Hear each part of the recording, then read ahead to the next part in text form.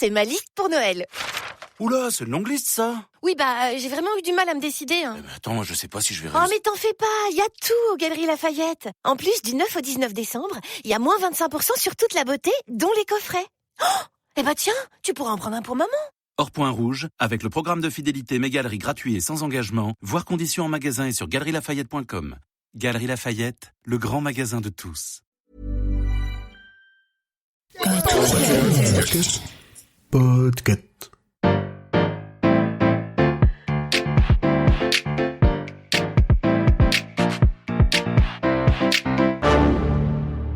Bonjour, vous avez choisi la réponse D, mais d'abord écoutez la question. Aujourd'hui dans la catégorie jeu, les dés ont décidé de la question. Pourquoi est-ce que le Monopoly est chiant ?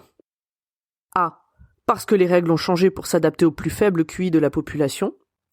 B. Parce que le jeu a été conçu pour occuper le temps des prisonniers de l'État du Vermont. C.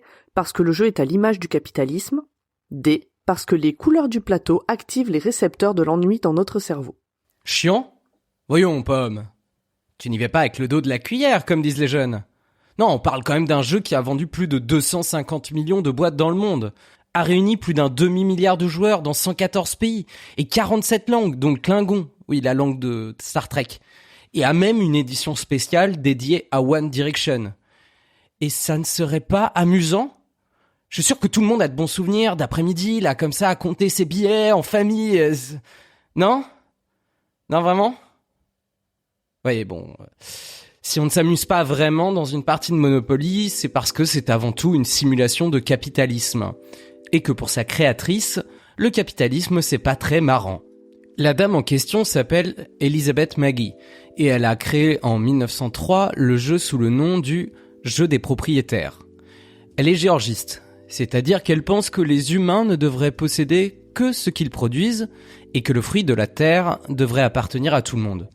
On comprend aisément qu'elle n'est pas vraiment favorable à la création d'un monopole du logement.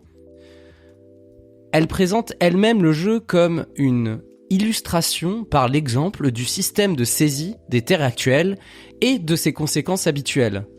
Elle ajoute que son jeu pourrait simplement s'appeler le jeu de la vie, puisqu'il contient les mêmes facteurs de réussite ou d'échec que dans la vie. Au final, une partie de Monopoly se gagne principalement grâce aux dés.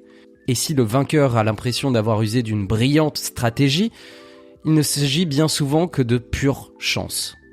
Au final, lors d'une partie de Monopoly, même si l'expérience continue pendant plusieurs tours une fois que tout le plateau a été acheté, ces tours ne servent à rien, puisque le vainqueur est déjà décidé. Il ne s'agit finalement que de prolonger ou non l'agonie des autres participants. On peut d'ailleurs noter que pour pallier à ce problème, Elisabeth avait créé des règles alternatives où à chaque fois que des richesses étaient créées, chacun en recevait une part. Étonnamment, dans les USA du début du XXe siècle, cette version n'a pas vraiment été mise en avant.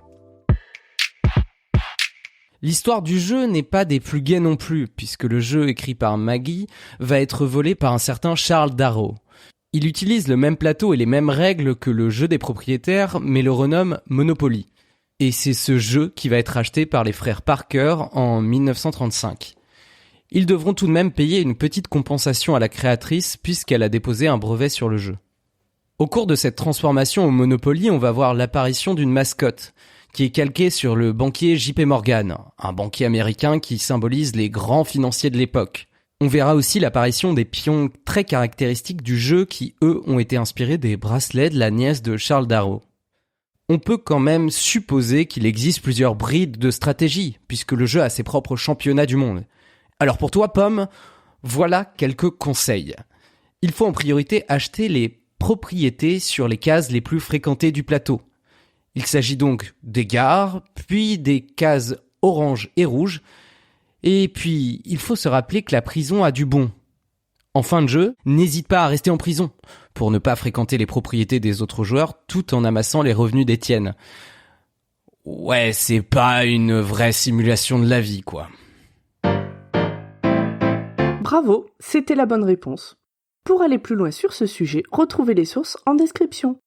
La réponse D est un podcast du label Podcut. Vous pouvez nous soutenir via Patreon ou échanger directement avec les membres du label sur Discord. Toutes les informations sont à retrouver dans les détails de l'épisode. À demain pour une nouvelle question sur la thématique gastronomie.